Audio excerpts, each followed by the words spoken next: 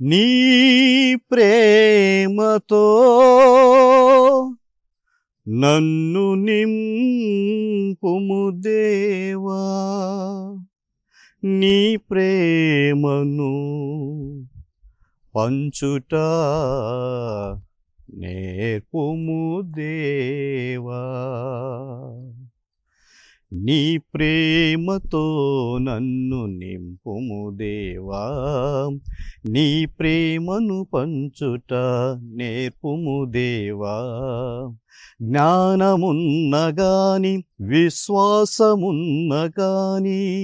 ప్రవచింపగలిగిన గాని ప్రేమ లేని వాడనైతే వ్యర్థుడనయ్యా, నీ ప్రేమ లేని వాడనైతే వ్యర్థుడనయ్యా. ప్రియమైనటువంటి దివ్యవాణి టీవీ ఛానల్ ప్రేక్షకులకు నా యొక్క హృదయపూర్వక నమస్కారములు తెలియజేస్తూ ఉన్నాను. నన్ను మలచిన దేవ అని ఈ అంశం మీద మరి ఈ యొక్క కార్యక్రమాన్ని మరి చేస్తున్నటువంటి మన దివ్యవాణి మరి టీవీ ఛానల్ సిబ్బంది వారికి నా యొక్క కృతజ్ఞతలు వందనాలు తెలియజేసుకుంటూ ఉన్నాను. ఈ కార్యక్రమం నాకు ఎంతో సంతోషాన్ని కలిగిస్తుంది. మరి ఎందుకంటే నేను పొందినటువంటి దేవుని యొక్క పిలుపును మరొకసారి మరి గుర్తు చేసుకుని గడిచినటువంటి నా దైవ పిలుపు జీవితాన్ని మరి స్మరణ చేసుకోవటం అనేది నాకు చాలా సంతోషాన్ని కలిగిస్తూ ఉన్నది. మరి నేను పొందినటువంటి ఈ దేవుని పిలుపులో జీవిస్తూ ఉన్నాను. మరి ఈరోజు ప్రత్యేక విధంగా మీతో నా యొక్క అనుభవాలను పంచుకోవటానికి మరి మంచి అవకాశాన్ని దేవుడు ఇచ్చాడని నేను నమ్ముతూ ఉన్నాను. ముందుగా నా పేరు పేరం పీటర్. మా తల్లిదండ్రుల పేర్లు కీర్తిశేషులు పేరం విన్సెంట్, పేరం కత్రేనమ్మ. నాకు 2 అక్కయ్యలు, 1 అన్నయ్య, స్వరూపరాణి, ప్రమీలరాణి, యాగప్పరాజు. నాకు ఈ కుటుంబము మరి నాకు ఎంతగానో సహాయపడింది. నేను ఈ స్థాయికి రావటానికి నా కుటుంబ సభ్యులందరూ కూడా ఎంతో సహాయపడ్డారు. మా ఊరు ప్రస్తుతం ఏలూరు జిల్లా మరి వేగవరం విచారణ. ఆ విచారణలో ఉన్నటువంటి ఒక గ్రామము మసీదుపాడు అనేటువంటి గ్రామము. నేను ఆ ఊరిలో పుట్టి మరి పెరిగాను. నా యొక్క బాల్యము నుండి కూడా నాకు మంచి విశ్వాసపు పునాదిని వేసింది నా తల్లిదండ్రులు. ముఖ్యంగా నా చిన్నప్పటి నుంచి కూడా నా తల్లిదండ్రులు ఇద్దరు కూడా నేను మరి ప్రార్థన చేయటం నేర్చుకోవటం, మరి ప్రతి ఆదివారం కూడా గుడికి మరి నన్ను వాళ్ళు తీసుకుని వెళ్ళేవాళ్ళు. మరి గ్రామంలో ఉన్నటువంటి దేవాలయంలో జరిగేటువంటి కార్యక్రమాల్లో ఎప్పుడు కూడా పాల్గొంటూ ఉండేవాడిని. నా తల్లిదండ్రులు ఆ విధముగా ఈ యొక్క ప్రార్థన అలవాటును చక్కగా నాకు ఇచ్చి నన్ను బలపరిచారు. నా చిన్నప్పటి నుంచి ఎందుకో మా విచారణ గురువుని చూస్తున్నప్పుడల్లా నేను కూడా అనుకునేవాడిని, నేను కూడా ఒక గురువు అవ్వాలి అని అనుకునేవాడిని. అలాగే మా ఊరి దగ్గరలో వేగవరంలో ఉన్నటువంటి నిర్మల సంస్థకు చెందినటువంటి సిస్టర్స్ ఉన్నారు. అక్కడ వాళ్ళకు పెద్ద కాన్వెంట్, పెద్ద హౌస్ ఉన్నది. ఆ సిస్టర్స్ ప్రతి ఆదివారము ఇంకా మిగతా పండగ రోజుల్లో ఎప్పుడు కూడా మా గ్రామానికి వస్తూ మాకు సత్యోపదేశాన్ని నేర్పిస్తూ అనేక కార్యక్రమాలు మాకు ఏర్పాటు చేస్తూ ఉండేవాళ్ళు. వాళ్ళు ఈ యొక్క కేటగిజం క్లాసెస్ అని మరి ఎప్పుడు కూడా క్రమం తప్పకుండా వాళ్ళు వచ్చి మా గ్రామానికి వచ్చి ఈ ప్రార్థనలు ఇవన్నీ కూడా నేర్పించేవాళ్ళు అన్నమాట. మరి వాళ్ళ ద్వారానే నేను కూడా విశ్వాసంలో మరి పెరగటం అనేది, బలపడటం అనేది జరిగింది. మా విచారణ గురువులు నాకు గుర్తున్నంత వరకు నా చిన్నప్పుడు ఉన్నటువంటి విచారణ గురువులు ఫాదర్ క్లెమెన్స్ అని, తర్వాత ఫాదర్ చాకో అని, వీళ్ళిద్దరు కూడా మరి చనిపోయారు. వీళ్ళు కూడా మరి క్రమంగా మా గ్రామానికి పూజకు వస్తూ ఉండేవాళ్ళు అన్నమాట. వీళ్ళని చూసి నేను కూడా ప్రేరణ పొందాను. నేను కూడా ఒక గురువు అవ్వాలి అనేటువంటి ప్రేరణ నేను పొందాను. అలాగే సిస్టర్స్ కూడా ఈ దైవ పిలుపుకు సంబంధించిన విషయాల్లో ఎంతగానో ప్రోత్సహిస్తూ ఉండేవాళ్ళు అన్నమాట. నాకు బాగా సహాయం చేసినటువంటి సిస్టర్స్, మరి సిస్టర్ వివియానా అని, ఆమె ఇప్పుడు వెస్ట్ బెంగాల్లో పనిచేస్తూ ఉన్నారు. మరొక సిస్టర్ క్లెమెన్స్ సిస్టర్ అని ఉండేవాళ్ళు, వాళ్ళు చనిపోయారు. మరి ఈ వీళ్ళిద్దరు సిస్టర్స్, వీళ్ళతో పాటు చాలామంది సిస్టర్స్ అక్కడ పనిచేసినటువంటి ఆ వేగవరంలో పనిచేసినటువంటి నిర్మల సిస్టర్స్ చాలామంది కూడా మరి మా గ్రామానికి వచ్చి మమ్మలను మరి విశ్వాసంలో చక్కగా పెరిగే విధంగా మాకు అన్నీ కూడా నేర్పించేవాళ్ళు. ఈ విధంగా నేను దైవ పిలుపును మరి చిన్నప్పటి నుంచి కూడా అది పొందటానికి, ఆలోచన రావటానికి వీళ్ళందరూ కూడా మూల కారకులుగా ఉన్నారనమాట. నేను 9వ తరగతి చదువుతున్నప్పుడు జేసు సభకు చెందినటువంటి 4 బ్రదర్స్, ఇప్పుడు వాళ్ళలో 3 ఫాదర్స్గా ఉన్నారు. అంటే ఈ ఆంధ్ర ప్రావిన్స్ అంటాం, ఆంధ్ర మండలం అంటాం. ఈ మండలానికి చెందినటువంటి అప్పట్లో బ్రదర్స్గా ఉన్నటువంటి వాళ్ళు 4 మా గ్రామానికి కొంచెం ఎక్స్పోజర్ క్యాంప్కి అన్నట్టుగా వచ్చారనమాట. అంటే మా గ్రామంలో వాళ్ళు గ్రామీణ అనుభవం పొందటానికి వాళ్ళు మా ఊరి వచ్చి దాదాపుగా 20 రోజులు ఉన్నారు. అప్పట్లో మా నాన్నగారు మరి ఒక ఉపదేశిగా ఉంటూ, మరి ఆ గ్రామానికి ఉపదేశిగా ఉంటూ వీళ్ళ యొక్క భోజన వసతులు ఉండటానికి అన్నిటి కూడా ఏర్పాటు చూసుకునేవాడు. ఆ విధంగా ఈ 4 బ్రదర్స్ ఇప్పుడు ఫాదర్స్గా ఉన్నారు. ఫాదర్ ఎస్తాకి సెల్వరాజ్ అని, ఫాదర్ ఎం లూయిదాస్ అని, ఫాదర్ అల్లా స్టాన్లీ అని, ఇంకా మరొక ఫాదర్ థామస్ అని. ఈ 3 బ్రదర్స్గా ఉన్నప్పుడు మా ఊర్లో క్యాంపుగా ఒక 20 రోజుల పాటు ఉన్నారు. వీళ్లతో నాకు అప్పుడు పరిచయం అయ్యింది. పరిచయం అయినప్పుడు నేను చెప్పాను, నేను కూడా గురువు అవ్వాలని అనుకుంటున్నాను. వాళ్ళతో చెప్పినప్పుడు 10వ తరగతి అయిపోయిన తర్వాత మరి నువ్వు రావచ్చు, చేరవచ్చు అని అప్పుడు వాళ్ళు చెప్పారు. ఆ విధంగానే నేను 10వ తరగతి పాస్ అయిన తర్వాత వెంటనే వాళ్ళను కాంటాక్ట్ చేశాను. మరి చేస్తే అప్పుడు దైవ పిలుపు సదస్సుకు నన్ను రమ్మన్నారు. అప్పుడు విజయవాడలో ఉన్నటువంటి ఆంధ్ర లోయల కళాశాలలో ఆ దైవ పిలుపు సదస్సును ఏర్పాటు చేశారు. మరి ఆ దైవ పిలుపు సదస్సుకు మామూలుగా ముందుగా నాకు సమాచారం అందించింది ఫాదర్ జిఏపి కిషోర్. ప్రస్తుతం ఆయన లోయల కాలేజీకి మరి ప్రిన్సిపల్గా పనిచేస్తూ ఉన్నారు. ఆయన మరి మా ఊరు వరకు వచ్చారనమాట. దైవ పిలుపుకి ఎవరైనా పిల్లలు, అబ్బాయిలు వస్తారేమోనని చెప్పి వేగవరం వరకు ఆ ఫాదర్ గారు వచ్చి నాకు కబురు పంపారు, రమ్మని, దైవ పిలుపుకి రమ్మని. ఆ విధంగా నేను ఆ దైవ పిలుపుకు నేను అటెండ్ అయ్యాను. అప్పుడు అక్కడ ఉన్నటువంటి ఫాదర్స్, అప్పట్లో అక్కడ ఒట్టి జోజి ఫాదర్ గారు అని, తర్వాత ఫిలమిన్ రాజ్ ఫాదర్ గారు అని, మన కిషోర్ ఫాదర్ గారు అని, వీళ్ళు ఆ దైవ పిలుపు సదస్సును ఏర్పాటు చేశారు. ఆ సదస్సులో సభ గురించి వాళ్ళు చెప్పారనమాట. మన సభలో ఎలా ఉండాలి, నియమాలు ఎలా ఉంటాయి అని చెప్పారు. నాకు ఇష్టమైంది. మరి వెంటనే నేను వస్తాను అని వాళ్ళకు మాట ఇచ్చాను. ఆ వొకేషన్ క్యాంపు మరి దైవ పిలుపు సదస్సు అయిపోయిన తర్వాత 10th పాస్ అయ్యాను. వెంటనే నేను ఫాదర్లకు చెప్పాను. వాళ్ళు వెంటనే వినుకొండ, మరి ప్రస్తుతం పల్నాడు జిల్లా వినుకొండ అనేటువంటి ప్రాంతానికి వెళ్ళమని చెప్పారు. అది మాకు ఫస్ట్ స్టేజ్ అనమాట. ఈ ట్రైనింగ్లో ఫస్ట్ స్టేజ్. మరి ఇక్కడ ప్రస్తుతం నేను మాట్లాడుతున్నటువంటి క్యాంపస్లోనే నేను 10వ తరగతి చదివిన తర్వాత మరి నేను ఈ జేసు సభలో చేరిన తర్వాత మరి ఈ క్యాంపస్లోనే మొదటి సంవత్సరం నేను గడిపానన్నమాట. మరి ఇక్కడ అప్పట్లో మా ట్రైనింగ్కి ఇన్ఛార్జిగా మరి క్యాంపస్ సుపీరియర్గా ఫాదర్ ఎస్ యాంటోనీ అనేవాళ్ళు ఉండేవాళ్ళు. అలాగే ఈ క్యాంపస్లో ఉన్నటువంటి స్కూల్కి హెడ్ మాస్టర్గా ఫాదర్ శౌరిరాజ్ అని ఫాదర్ గారు ఉండేవాళ్ళు. అలాగే మాకు ట్రైనింగ్ ఇవ్వటానికి ఫాదర్ కార్లోస్, ఆయన మరి చనిపోయారు. మరి ఆయనతో పాటు ఆయనకు సహాయక గురువుగా మరి ఉన్నటువంటి ఫాదర్ అమల్ ఆరోగ్యరాజ్, వీళ్ళు మాకు ముఖ్యంగా ఈ సభ గురించి నేర్పుతూ మాకు ఇంగ్లీష్ లాంగ్వేజ్ను చక్కగా నేర్పించడం జరిగింది. ఇక ఇది అయిన తర్వాత మరి ఇంటర్మీడియట్కు ఆంధ్ర లోయల కళాశాలకు మమ్మల్ని పంపించారు. అక్కడ నేను ఇంటర్మీడియట్ పూర్తి చేసుకున్నాను. ఇంటర్మీడియట్ అయిన తర్వాత మరి నోవిషియేట్ అనేటువంటి యొక్క స్టేజ్లో నేను నంబూరు దగ్గర, మరి గుంటూరు జిల్లా నంబూరు దగ్గర ఉన్నటువంటి ఆనంద జ్యోతి అనేటువంటి సంస్థకు నేను వెళ్ళాను. అక్కడ నావిస్గా 2 సంవత్సరాలు ఉండి మరి మొట్టమొదటి మాట పట్లు తీసుకున్నాను. అక్కడ నుంచి మరి కేరళ రాష్ట్రంలో ఉన్నటువంటి త్రివేంద్రంలో మరొక సంవత్సరం ట్రైనింగ్ అక్కడ పెట్టారు. మళ్ళీ అక్కడ నుంచి డిగ్రీ చదవటానికి మళ్ళీ విజయవాడ ఆంధ్ర లయోలా కాలేజీకి మమ్మల్ని పంపించారు. అక్కడ డిగ్రీ పూర్తి చేసుకొని పూనా వెళ్ళి అక్కడ తత్వశాస్త్రం ఫిలాసఫీ అంటాం, ఆ ఫిలాసఫీని పూర్తి చేసుకున్నాం.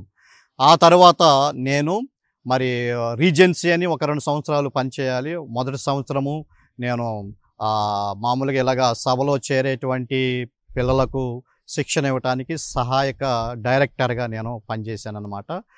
అంటే అసిస్టెంట్ డైరెక్టర్ అంటాము, అలా పనిచేశాను.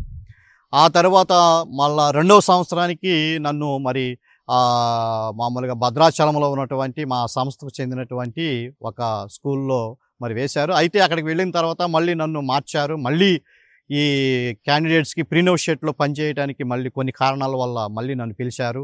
అలా 2వ సంవత్సరం కూడా నేను ఈ ట్రైనింగ్కి చేరినటువంటి పిల్లలకు మరి ఇంగ్లీష్ నేర్పటం, తెలుగు నేర్పటం ఇవన్నీ కూడా చేశాను. ఇది పూర్తి చేసుకున్న తర్వాత థియాలజీ, దైవశాస్త్రం అంటాం, ఆ దైవశాస్త్రం చేయటానికి మరి మళ్ళా పూణే వెళ్ళటం జరిగింది. అక్కడ నేను విజయవంతంగా ఆ దైవశాస్త్రాన్ని చదువు పూర్తి చేసుకుని 2006వ సంవత్సరంలో నవంబరు 18వ తారీఖున గురువుగా మరి నేను అభిషిక్తులను అయ్యాను. ఈ గురువు అవటం అనేది నా జీవితంలో చాలా ఒక ప్రత్యేకమైనటువంటి ఘట్టంగా నేను చెప్పాలి. ఎందుకంటే అప్పటికి మా నాన్నగారు చనిపోయి ఉన్నారు, ఆ అమ్మ ఉంది. నేను గురువయ్యే టైంకి అప్పట్లో విజయవాడ పీఠాధిపతులుగా ఉన్నటువంటి శ్రీ శ్రీ శ్రీ మల్లవరపు ప్రకాష్ గారు మరి మమ్మల్ని గురువుగా అభిషేకించడం జరిగింది. అప్పట్లో నాతో పాటు నా కంపానియన్ ఉన్నటువంటి రెవరెండ్ ఫాదర్ ప్రసాద్ గారు నాతో పాటు గురువుగా అయ్యారు. మేమిద్దరము ఆ పీఠాధిపతి చేత అభిషేకమని మేము పొందాము. చాలా అద్భుతమైనటువంటి అనుభూతిగా నేను మరి అప్పట్లో నేను చాలా ఫీల్ అయ్యాను. ఎందుకంటే మా గ్రామం నుంచి మొట్టమొదటిగా గురువు అయ్యింది నేనన్నమాట. అది ఒక ఆనందం. అలాగే నేను గురువు అవ్వగలిగాను అనేటువంటి ఆనందం ఇంకా గొప్పగా నాలో ఉండేది. మా అమ్మ కూడా ఎంతో సంతోషించింది. ఎందుకంటే ఆమె యొక్క కల కూడా నేను గురువు అవ్వాలి, ఆమె నన్ను గురువుగా చూడాలి అనేటువంటి ఒక కల నెరవేరిందని మరి చాలా చాలా సంతోషపడిందనమాట. మామూలుగా మాకు ఈ గురు పట్టాభిషేకం తర్వాత ఏదో ఒక విచారణలో ఒక 4-5 నెలల పాటు అనుభవం కోసం, అంటే ఈ దివ్య సంస్కారాలను కొనియాడుకోవటంలో అనుభవం పొందటానికి ఏదో ఒక విచారణలో మమ్మల్ని ఉంచుతారనమాట. ఆ విధంగా విజయవాడ మేత్రాసనంలోని మరి కోడూరు అనేటువంటి విచారణలో నన్ను అక్కడ వేశారు. అప్పట్లో అక్కడ ఉన్నటువంటి విచారణ గురువులు రెవరెండ్ ఫాదర్ పసల థామస్ గారు. ఆయన నాకు చాలా నేర్పించారు. పూజలు చేయటం ఎలాగా అనేది, మరి జ్ఞానస్నానం ఇవ్వటం అనేది, వివాహాలు జరపటం అనేది, ఇవన్నీ కూడా దివ్య సంస్కారాలు ఎలా జరపాలో ఆయన నాకు బాగా మరి నేర్పించారు. మరి ఇక అది అయిపోయిన తర్వాత 2007వ సంవత్సరంలో జూన్ నెల నుంచి నాకు మొట్టమొదటి అపాయింట్మెంట్ ఇచ్చారనమాట. అది మా నౌషెట్లో అక్కడ ఉన్నటువంటి నావిస్ మాస్టర్కి మరి అసిస్టెంట్గా, దాన్ని మేము సోసియస్ అంటాము, అసిస్టెంట్గా అక్కడ నన్ను వేశారు.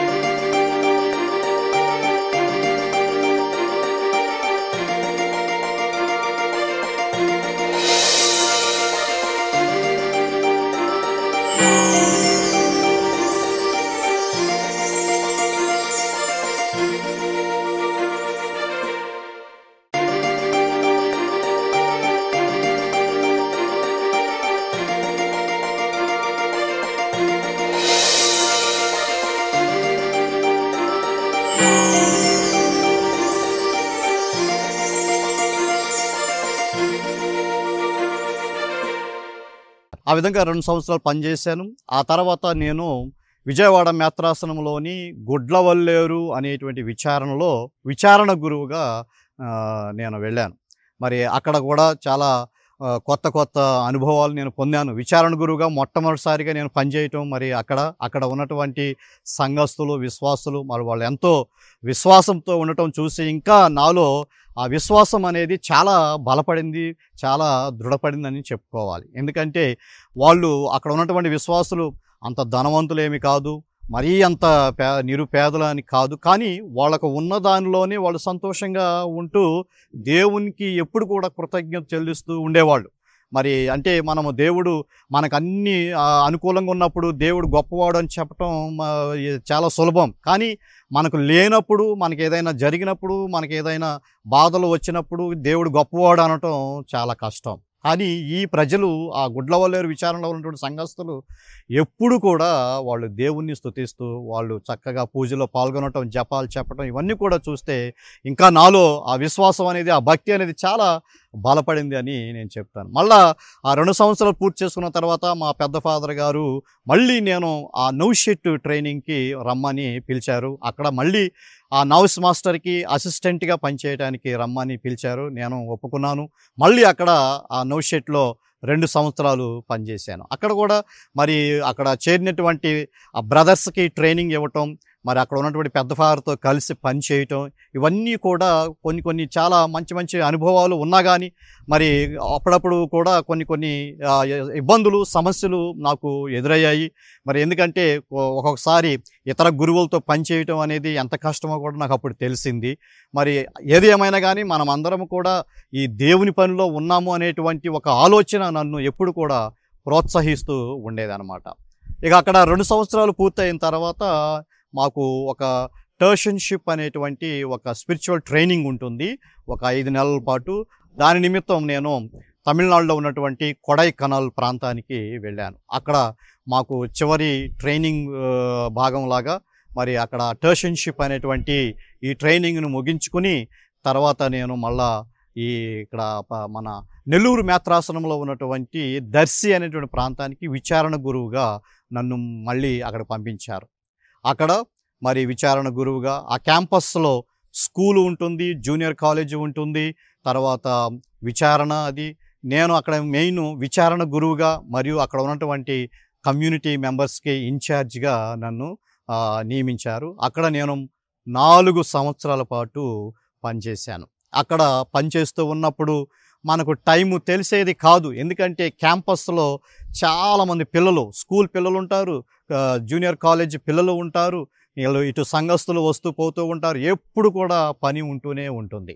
ఆ 4 సంవత్సరాలు ఎలా గడిచిపోయాయో నాకు తెలియకుండానే గడిచిపోయాయి. నేను ఆ పనిలో మరి నిమగ్నమై ఇక ఆ పని చాలా నేను ఎంజాయ్ చేశానని చెప్పుకోవాలి. ఎందుకంటే బాగా అప్పుడు యవ్వనంలో ఉన్నాను కాబట్టి ఇంకా మరి పని చేయాలనేటువంటి ఆ యొక్క ఉత్సాహంతో నేను పనిచేయటం అక్కడ జరిగింది.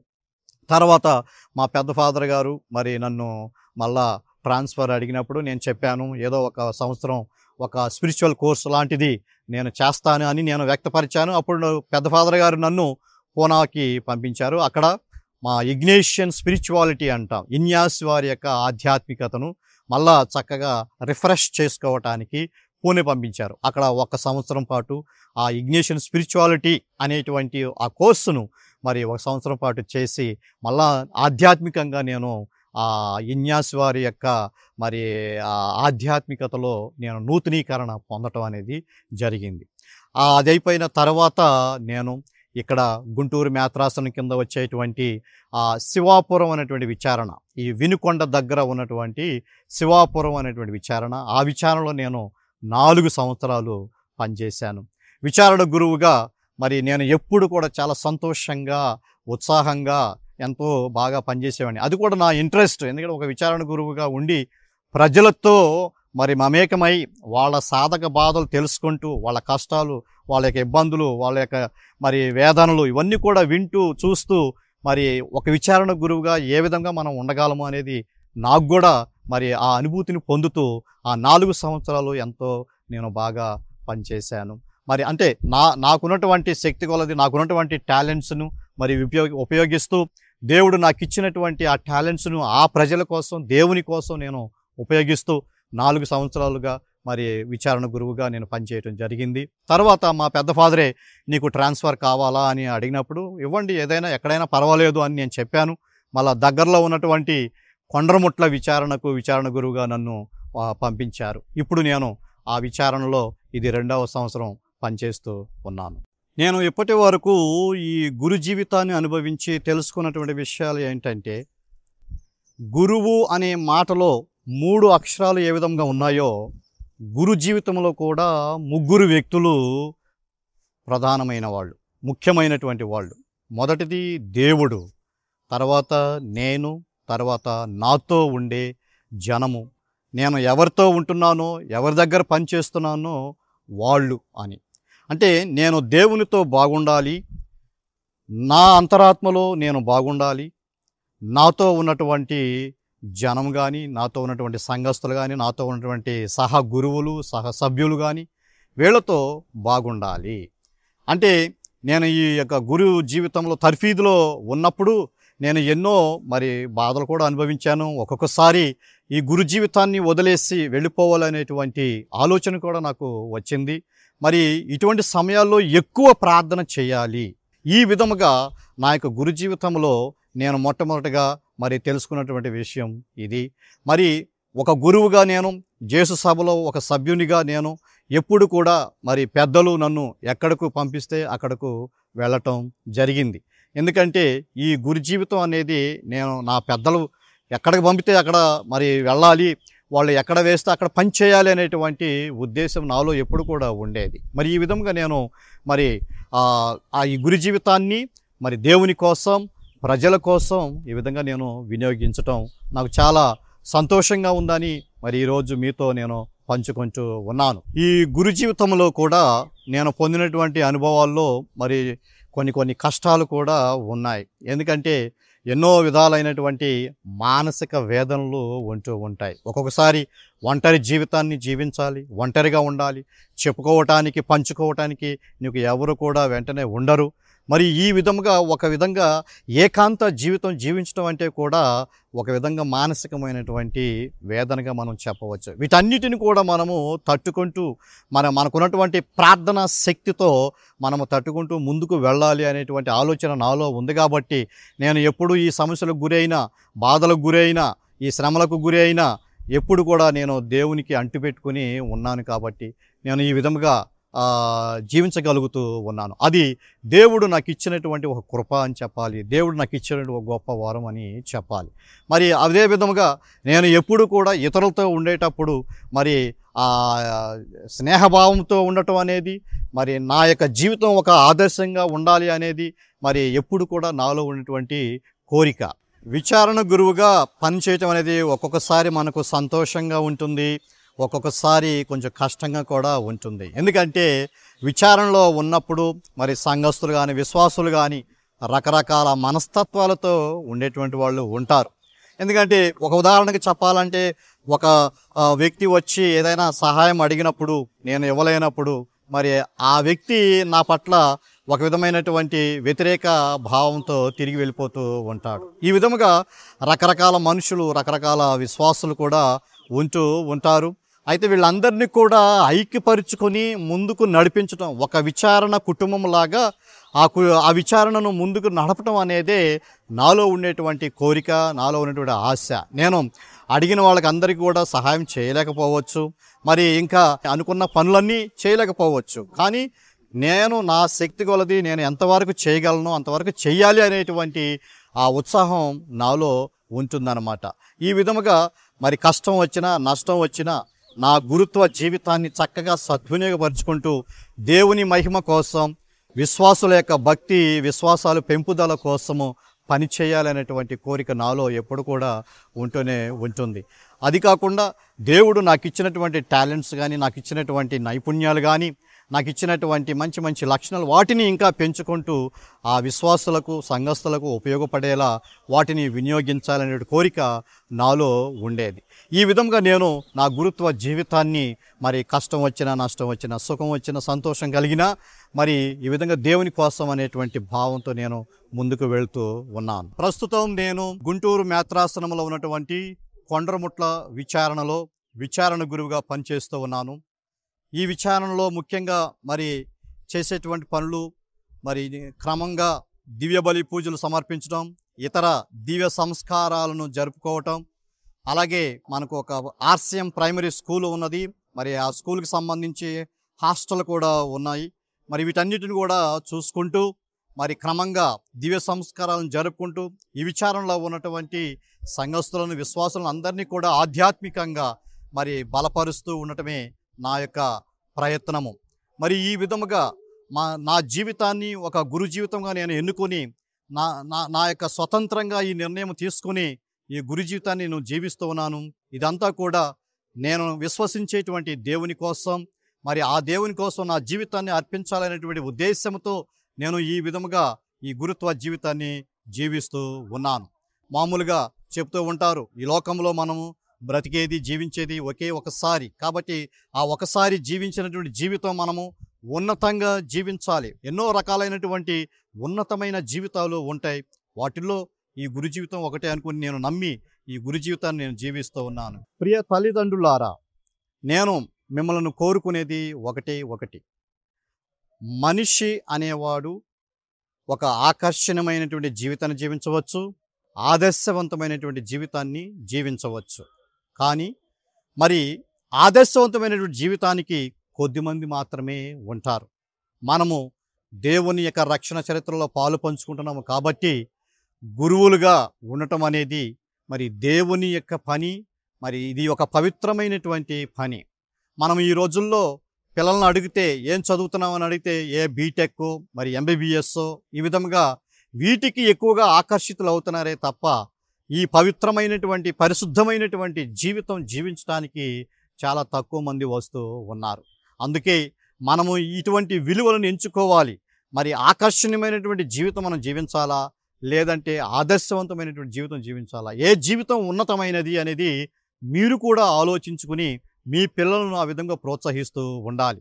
మరి దేవుడు ఈ యొక్క రక్షణ చరిత్రను నడిపిస్తూ మిమ్మల్ని నన్ను కూడా భాగస్థులుగా చేసుకుంటూ గతంలో ఎంతోమందిని మన యొక్క బైబిల్ గ్రంథంలో చూస్తాం, ఎంతోమందిని దేవుడు మరి ఈ యొక్క మంచి పవిత్రమైనటువంటి పనికి వినియోగించుకుని మనము ఈ స్థాయిలో ఉండటానికి కారకులు అయ్యారు. అదేవిధముగా మనము ఈరోజు ఆ దేవునితో సహకరిస్తూ ఆదర్శవంతమైనటువంటి జీవితం కూడా మనం జీవించాలి అనేటువంటి ఒక బలమైన కోరికతో మనం ఎప్పుడు కూడా ఉండాలి. మరి మీరు మీ పిల్లలను ప్రోత్సహించండి. మరి ఏది గొప్ప జీవితం మీరే ఎన్నుకొని మరి ఆ విధముగా మన యొక్క శ్రీ సభలో ఇటువంటి సేవలు మరి అందించడానికి, మరి సేవలు చేయటానికి మీ యొక్క పిల్లలను కూడా ప్రోత్సహిస్తూ మనం శ్రీ సభలో మరి దేవునితో సహకరిద్దాం. దేవుని యొక్క పనిలో మనము భాగస్థులం అవుదాం. ఒక చిన్న పాట ద్వారా మరి నేను ఈ యొక్క సందేశాన్ని ముగించాలనుకుంటున్నాను. ఈ లోకంలో మరి జీవించడం ఒకే ఒకసారి, జీవించిన ఉన్నత జీవితం జీవించాలని మరి భావం వచ్చేటువంటి పాట. ఈ లోకంలో జీవించుట ఒకేసారి, జీవించిన ఉన్నత జీవితం జీవించాలి. ఈ లోకంలో జీవించుట ఒకేసారి, జీవించిన ఉన్నత జీవితం జీవించాలి. అందరూ కలిసిపోవునది ఈ మట్టిలోనికే, అందరూ కలిసిపోవునది ఈ మట్టిలోనికే, ఈ భూమిలో ఉన్నంత కాలం సుగంధ పువ్వుల ఉండాలి, ఈ భూమిలో ఉన్నంత కాలం సుగంధ పువ్వుల ఉండాలి. నన్ను మలచిన దేవా అనేటువంటి ఈ కార్యక్రమం ద్వారా మరి నా యొక్క అనుభవాలను మీతో పంచుకోవటానికి మంచి అవకాశం ఇచ్చినటువంటి దివ్యవాణి ఛానల్ మరి యాజమాన్యానికి నా యొక్క హృదయపూర్వక వందనాలు, కృతజ్ఞతలు నేను చెల్లిస్తూ సెలవు తీసుకుంటున్నాను. God bless you all.